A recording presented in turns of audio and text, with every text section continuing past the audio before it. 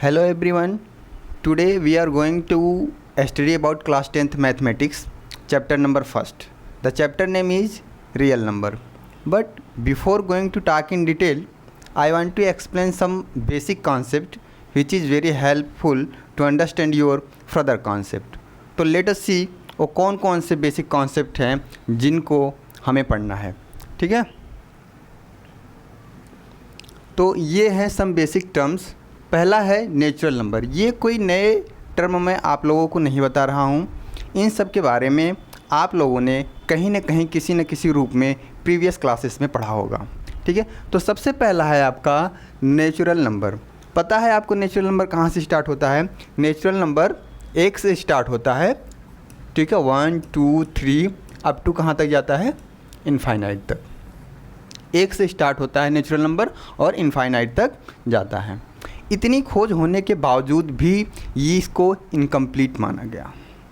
कुछ लोगों को लगा कि नहीं, कि ये अभी इनकम्प्लीट है. तो हमारे ग्रेट इंडियन मैथमेटिशियन, नाम आपको पता होगा, आर्यभट्ट का नाम आप लोगों ने सुना होगा. तो आर्यभट्ट साहब को लगा कि नहीं, जब उन्होंने इसको देखा कि 1 से लेके इनफाइनाइट तक नंबर है, तो उनको लगा कि नहीं, अभी इसमें कुछ कमी दिख रही है. तो उन्होंने जीरो की खोज की. ठीक है, तो जीरो को उन्होंने इसमें लाया.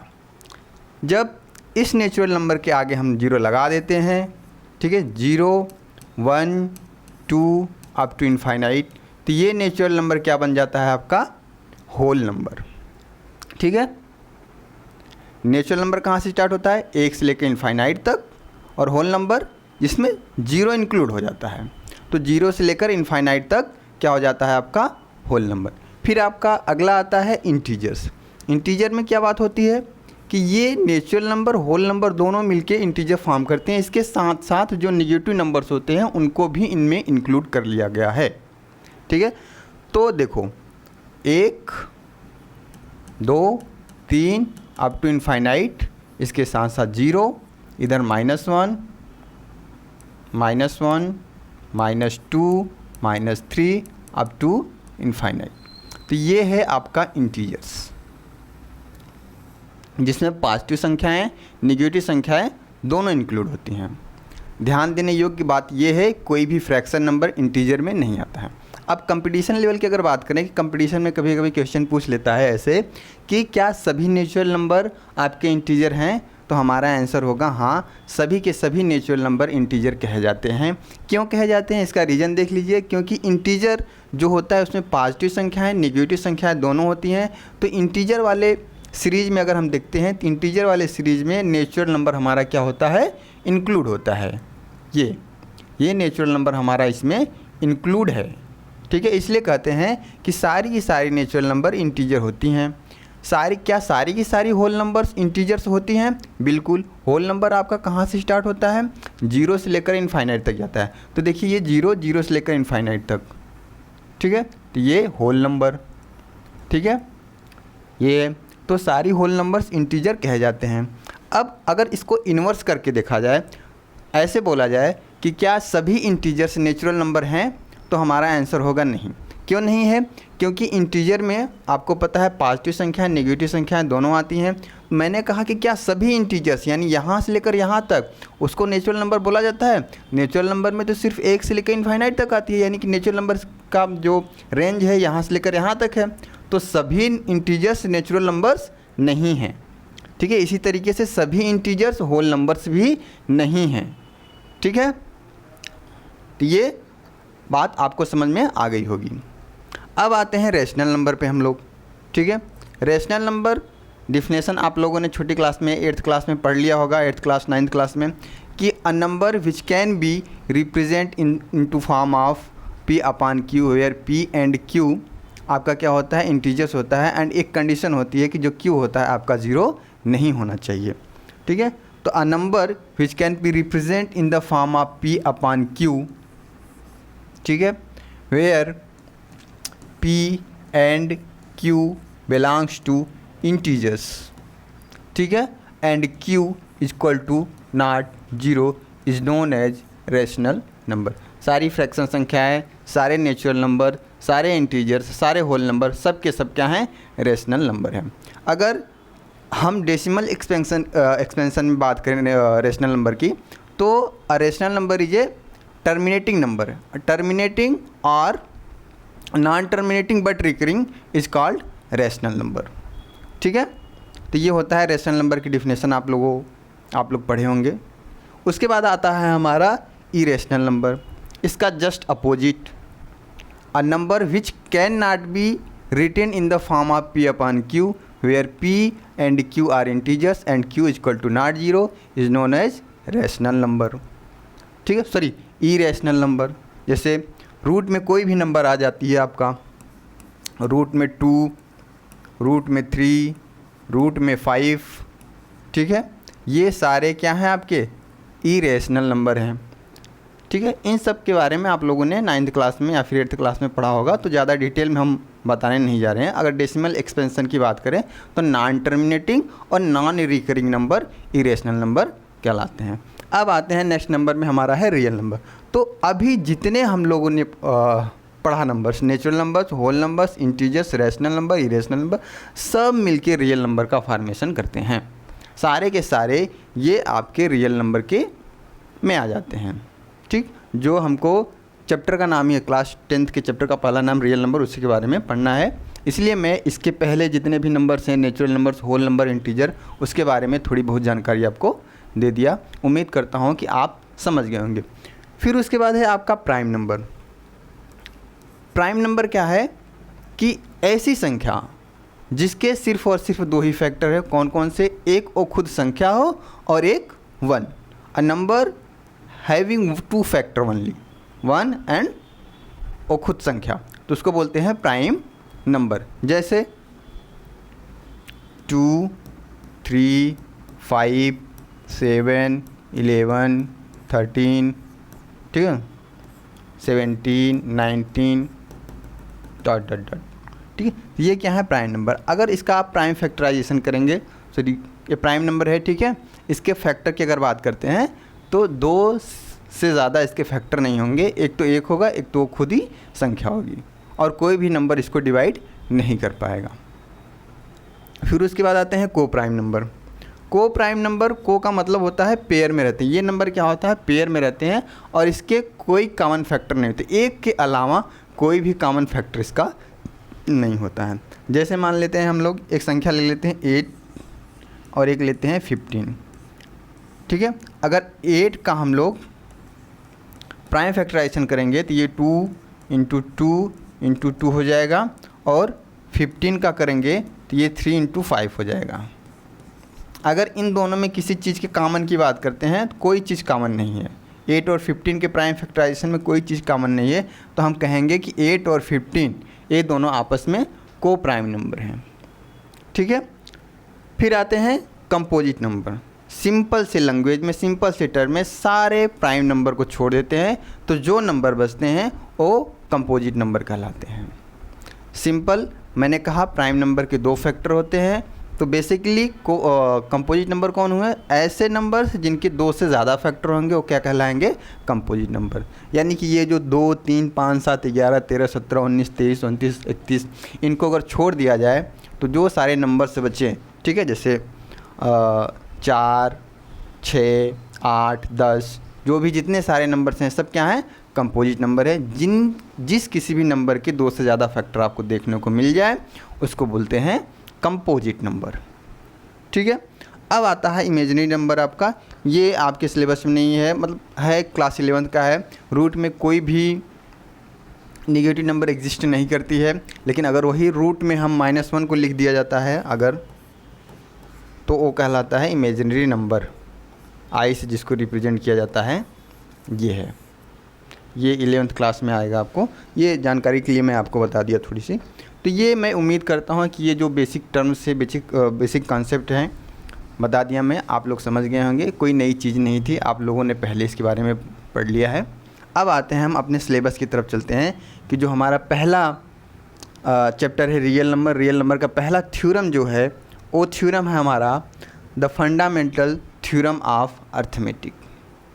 ठीक है, फंडामेंटल थ्योरम ऑफ अर्थमेटिक क्या कहता है? according to the fundamental theorem of arithmetic, every composite number uniquely factorize, ठीक है, uniquely factorise as a product of prime number. कहने का सेंस हुआ कि जितने भी प्राइम नंबर है उनको छोड़ दिया जाए तो जितने भी नंबर बचे उसको एक यूनिक तरीके से प्राइम फैक्टर के फॉर्म में लिख सकते हैं, हम प्राइम फैक्टर के प्रोडक्ट के फॉर्म में लिख सकते हैं। वही हमारा कहलाता है fundamental theorem of arithmetic. As example लेके मैं समझाता हूँ तो अच्छे से समझ में आएगा आपको। चलिए देखते हैं हम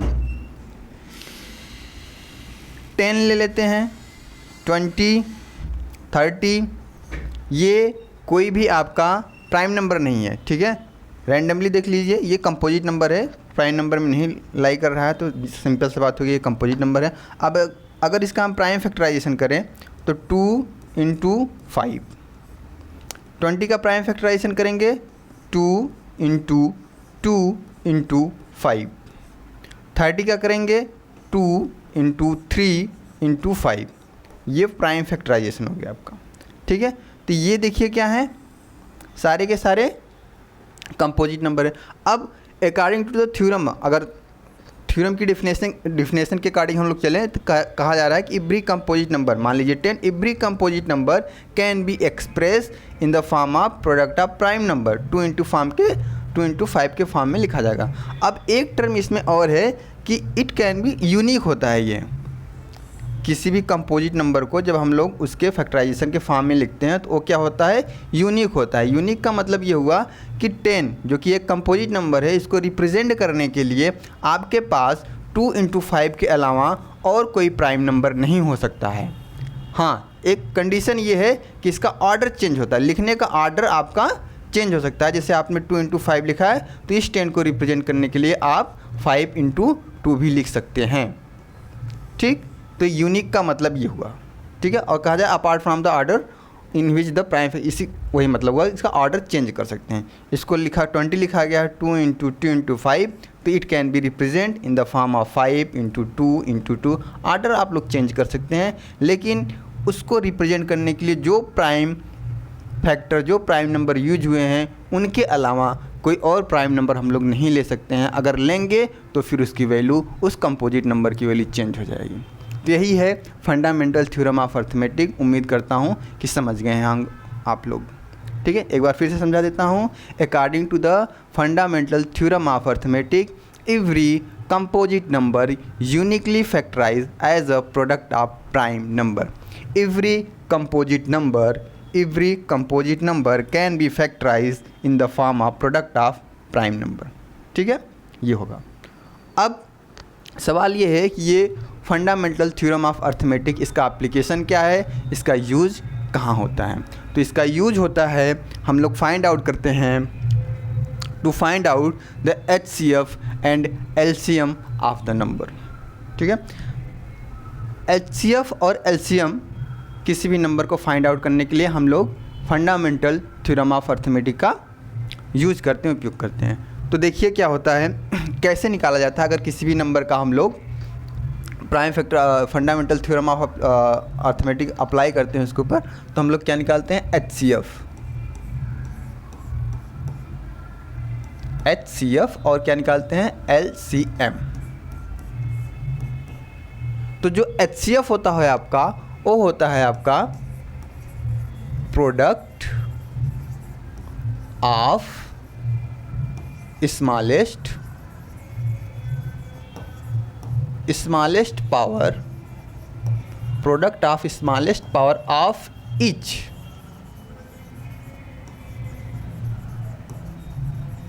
each common prime factor, each common prime factor of the number. जिस नंबर का हम लोग HCF और HCF निकालने जा रहे हैं तो उसका प्रोडक्ट था, product of the smallest power of each common prime factor. अब LCM कैसे निकालते हैं, LCM में भी क्या होता है, प्रोडक्ट ऑफ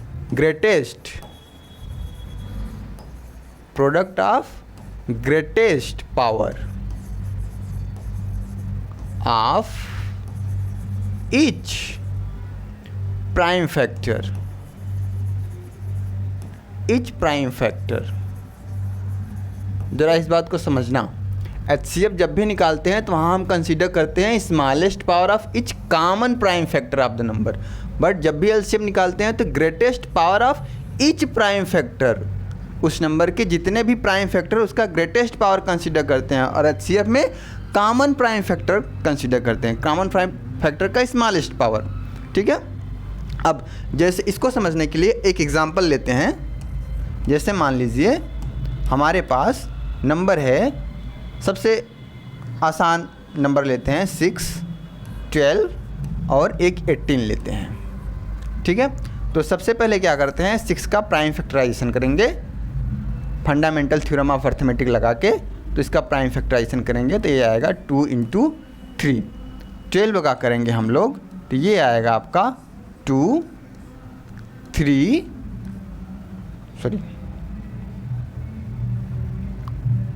2 × 3। 18 का करेंगे तो आपका आएगा 2 फिर 3 फिर 3। ये आपका हो गया prime fundamental theorem of arithmetic लगा के हम लोगों ने इसका क्या कर लिया, प्राइम फैक्टराइजेशन कर लिया। अब हमको इस नंबर का निकालना है HCF। क्या निकालना है, HCF। तो HCF निकालने के लिए हम क्या करते हैं, प्रोडक्ट ऑफ स्मॉलेस्ट पावर। अगर हम इसको इस पावर के फॉर्म में रिप्रेजेंट करें तो it can be represent in the form of 2 के पावर 1 × 3 के पावर 1। ये हो जाएगा आपका 2 के पावर 2 × 3 के पावर 1। ये हो जाएगा आपका 2 × 3 के पावर 2 1। ठीक है, अब मैंने कहा था कि HCF क्या होता है, product of the smallest power of each common prime factor.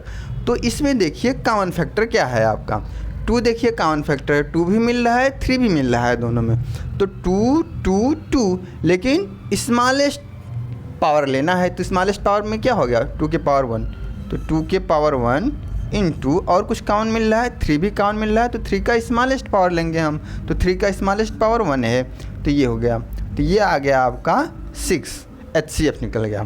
फिर LCM कैसे निकाला जाएगा, LCM कैसे निकाला जाता है, product of the greatest power of each prime factor.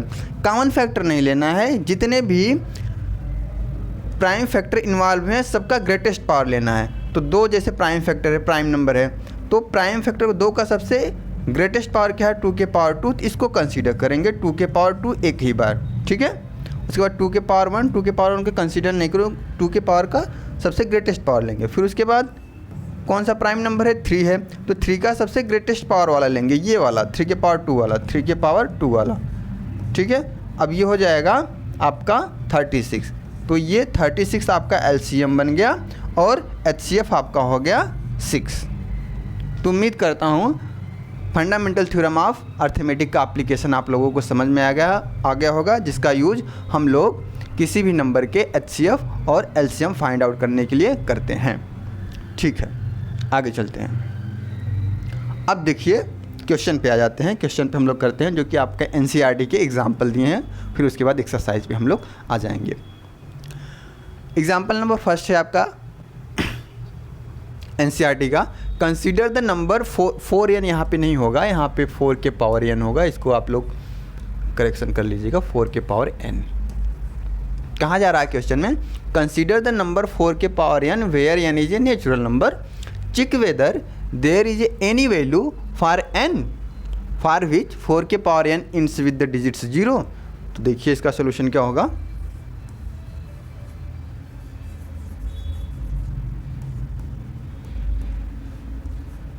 Question समझ में आया कि नहीं। कहा जा रहा है कि कंसीडर नंबर 4 के पावर n वेयर, कर रहा है कि क्या n की किसी भी वैल्यू के लिए ऐसा कोई नंबर है 4 के पावर n जिसके इंट्स पर 0 हैं। ठीक है, तो देखिए डायरेक्ट आंसर लिखिए, check whether there is any value, लिखेंगे there is no value, there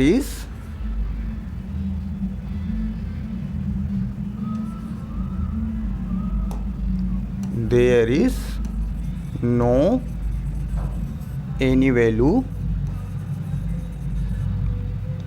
for n of n for which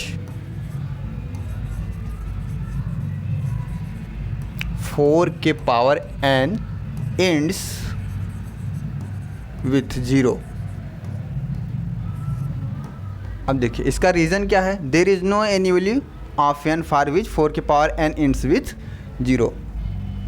reason क्या है, देख लीजिए, किसी भी चीज़ को अगर आप डायरेक्ट ऐसे लिख रहे हैं तो उसका रीज़न देना बहुत ज़रूरी है कि आप क्यों ये स्टेटमेंट दिए हैं। हमको पता है कि कोई भी संख्या, कोई भी नंबर जिसके एंड में 0 आता है, ठीक है, अगर हम उसका प्राइम फैक्टराइजेशन करते हैं तो उसके प्राइम फैक्टराइजेशन में 2 और 5 हमको देखने को मिल ही जाता है। ये देखिए, अगर इन सब का हम प्राइम फैक्टराइजेशन कर रहे हैं तो देखिए ऐसी संख्या जिसके एंड पॉइंट पे 0 है, अगर उसका हम प्राइम फैक्टराइजेशन करते हैं तो उसके प्राइम फैक्टर में 2 और 5 का मिलना अनिवार्य है, उचित है, कंपलसरी है। लेकिन क्वेश्चन में कहा जा रहा है कि एक संख्या हमारे पास है 4 के पावर n, और n क्या है, नेचुरल नंबर है। नेचुरल नंबर ले लेते हैं अपने मन से 1 2 3 4, ठीक है। अब अगर n की जगह नेचुरल नंबर को हम रखें 4 के पावर 1, 4 के पावर 2, 4 के पावर 3, ठीक है, तो ये हो जाएगा 4 16 64। अगर हम इन संख्याओं का प्राइम फैक्टराइजेशन करेंगे तो हमको 2 तो देखने को मिल जाएगा,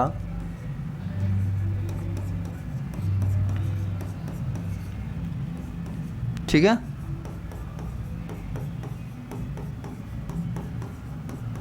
दो तो देखने को मिल जाएगा, लेकिन 5 इसके प्राइम फैक्टराइजेशन में कहीं नहीं देखने को मिल रहा है, इसलिए 4 के पावर n इंस विथ 0 कभी भी नहीं होगी, ठीक है, क्योंकि इसके फैक्टर में 5 नहीं मिल रहा। 2 देखने को मिल जा रहा है लेकिन 5 नहीं देखने को मिल रहा है, इसलिए हम कहते हैं there is no any value of n for which 4 के पावर n इंस विथ 0, ठीक। अब अगला क्वेश्चन की तरफ चलते हैं हम लोग। Find the LCM and HCF of 6 and 20 by the prime factorisation method, ठीक है। प्राइम फैक्टराइजेशन मेथड वही हम लोग एप्लीकेशन यूज करेंगे जो हम लोग पढ़े थे फंडामेंटल थ्योरम ऑफ अर्थमेटिक, उसी का कॉन्सेप्ट अप्लाई करेंगे। तो देखिए इसका सलूशन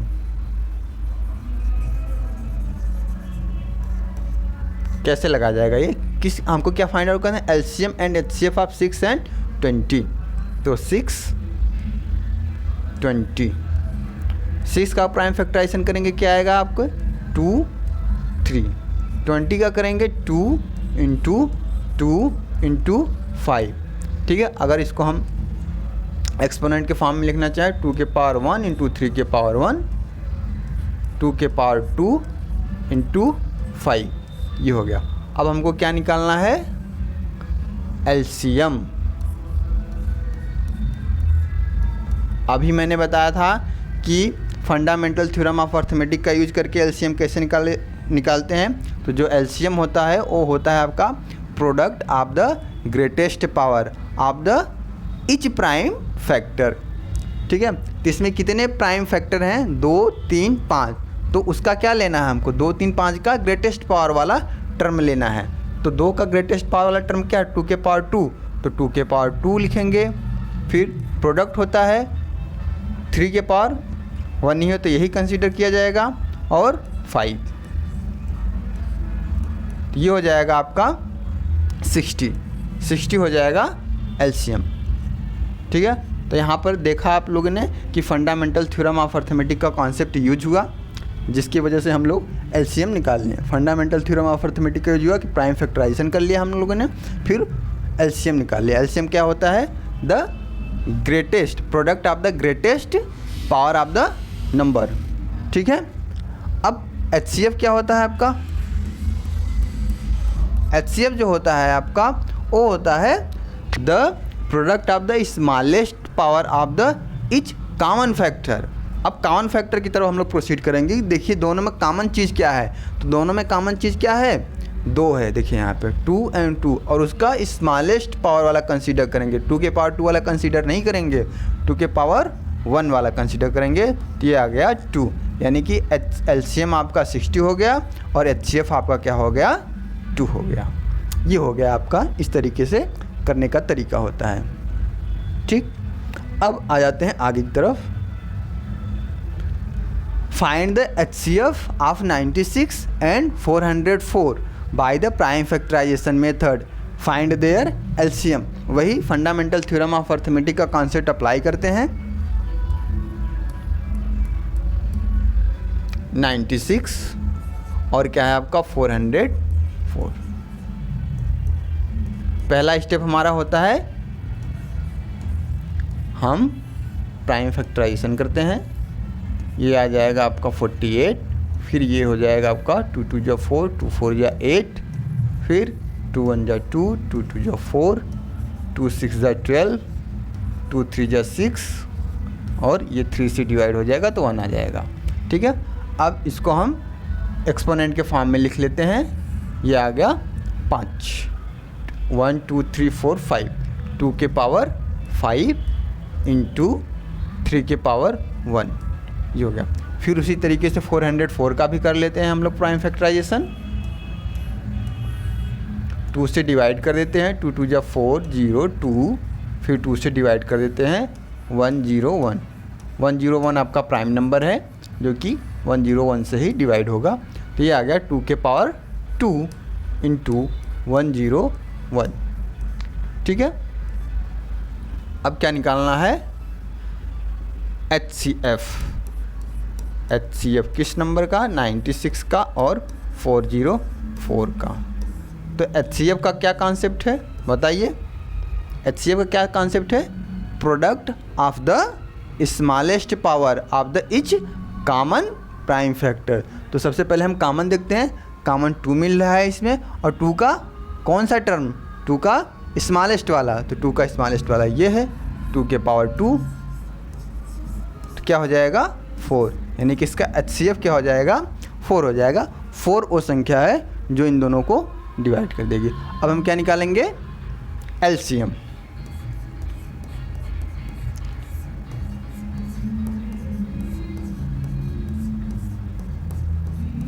LCM का क्या कॉन्सेप्ट होता है, the product of the greatest power of each prime factorisation. Common नहीं, ईच जितने भी प्राइम फैक्टर इन्वॉल्व हुए हैं सबका मल्टीप्लिकेशन। तो कौन कौन से देख लीजिए, 2 के पावर 5 है, 2 भी है, 2 भी है, तो ग्रेटेस्ट पावर लेंगे 2 के, उसके बाद 3 है, उसके बाद क्या है 101। 2 के पावर 5 अगर करेंगे तो आएगा आपका 32 इज मल्टीप्लाइड बाई 303। 303 का आप मल्टीप्लिकेशन कर लीजिए 32 से, 3 2 जा 6 0, 3 2 जा 6, 3 3 जा 9, 3 3 जा 9, 3 0 0, 3 3 जा 9, तो 9696, ये आ गया आपका आंसर। ये आपका क्या है LCM।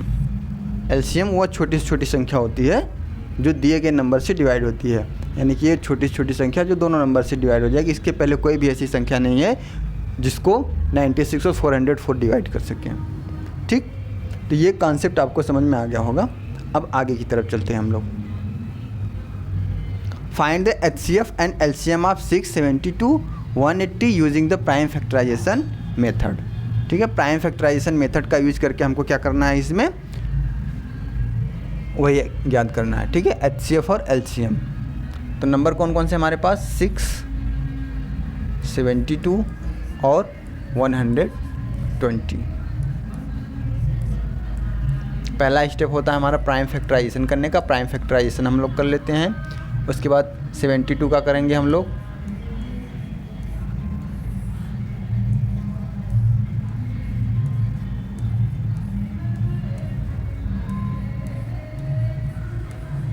थ्री 3 या 9, 3 से कट गया।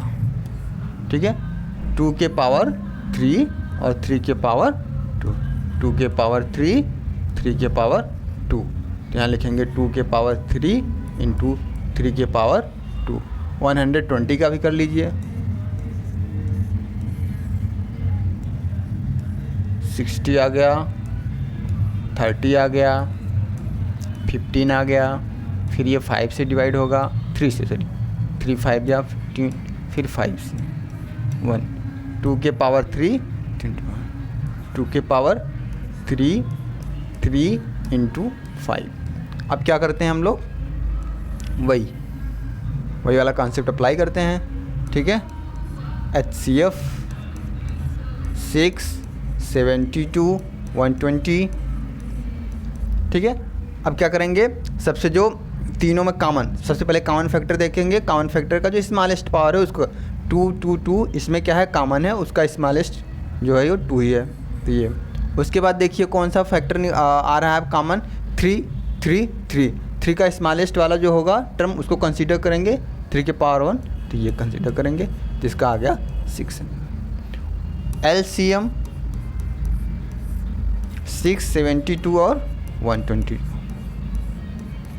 LCM निकालने के लिए क्या करते हैं, सारे जो प्राइम नंबर हैं, सारे जो प्राइम फैक्टर हैं दिए गए नंबर के, सबका ग्रेटेस्ट पावर वाला टर्म कंसीडर करते हैं। तो इसमें 2 2 2, सबसे पहली बात देखते हैं तो 2 इन्वॉल्व हुआ, 2 का सबसे ग्रेटेस्ट पावर क्या है, 2 के पावर 3 यहाँ भी है, तो 1 को कंसीडर कर लेते हैं, 2 के पावर 3। 2 बार नहीं लिखेंगे, 2 के पावर 3 2 के पावर 3 एक ही बार लिखा जाएगा, ठीक है। उसके बाद 3, कौन सा प्राइम नंबर है, 3 3 का सबसे ग्रेटेस्ट पावर तीनों में देखिए कौन सा है, 3 के पावर 2 है, तो इसको कंसीडर कर लेंगे।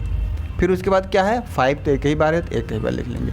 देखिए 2 3 5 इसमें प्राइम फैक्टर इन्वॉल्व हुए थे और सबका ग्रेटेस्ट पावर हम लोगों ने ले लिया, ठीक है। अब ये हो गया आपका 8 9 5, मल्टीप्लाई कर लीजिए 40 360, ठीक है। ये हो गया आपका LCM। उम्मीद करता हूँ समझ में आ गया, आसान है, कोई ज़्यादा हार्ड नहीं है, समझ में आ रहा होगा आपको। नेक्स्ट, अब आ जाते हैं एक्सरसाइज पे। लेकिन एक्सरसाइज चालू करने से पहले एक कॉन्सेप्ट मैं आप लोगों को बता देता हूँ कि अगर हमारे पास दो संख्याएं दी गई हैं, उसका LCM और HCF है, तो उनके बीच में एक रिलेशन होता है। उस रिलेशन को हम लोग पढ़ लेते हैं। For any 2 positive integer, for any 2 positive integer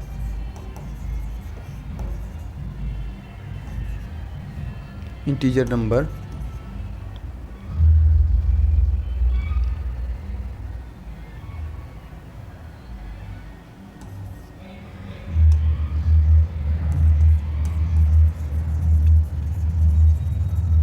for any 2 positive integers let a and b, ठीक है। दो हमारे पास 2 positive integer a and b दिया गया है, तो उन दोनों पॉजिटिव इंटीजर का जो HCF होता है, HCF of 2 positive integer, HCF का और उन्हीं 2 पॉजिटिव इंटीजर के LCM, 2 पॉजिटिव इंटीजर नंबर का LCM और HCF का जब मल्टीप्लिकेशन करते हैं तो किसके बराबर आता है, हमेशा और हमेशा उन दोनों संख्याओं के गुणनफल के बराबर आता है। तो कहने का सेंस ये हुआ कि दो संख्याओं का गुणनफल हमेशा और हमेशा उन संख्याओं के LCM और HCF के दोनों के प्रोडक्ट के बराबर होता है, ठीक है। Okay, the LCM and HCF, the product of the LCM and HCF of any two number is always equal to the product of the number। ये होता है कॉन्सेप्ट। अब यहाँ से क्वेश्चन, बहुत सारे क्वेश्चन बन सकते हैं, ठीक है। एक इक्वेशन बन रहा है, आप लोग इसको देख ही रहे हैं, जिसमें से 4 टर्म इन्वॉल्व हुए हैं, 2 संख्याएं और उन दोनों संख्याओं का HCF LCM। अब इसमें से कोई 3 क्वांटिटी आपको देख के एक क्वांटिटी पूछ लेगा आपसे, दो संख्याएं दे देगा, उसका LCM देगा तो HCF पूछ लेगा, 2 संख्याएं देगा LCM देगा तो HCF पूछ लेगा, दोनों LCM HCF का गुणनफल दे देगा, उसमें से कोई एक संख्या पूछ लेगा। तो बहुत सारे इस पर अब उल्टा सीधा करके इसको अरेंज करके क्वेश्चन बनाया जा सकते हैं, बट आपको दिमाग में ये रिलेशन याद रखना है कि दोनों संख्याओं का गुणनफल दोनों संख्याओं के HCF और LCM के मल्टीप्लिकेशन का बराबर होता है, ठीक। अब आ जाते हैं हम लोग एक्सरसाइज पे।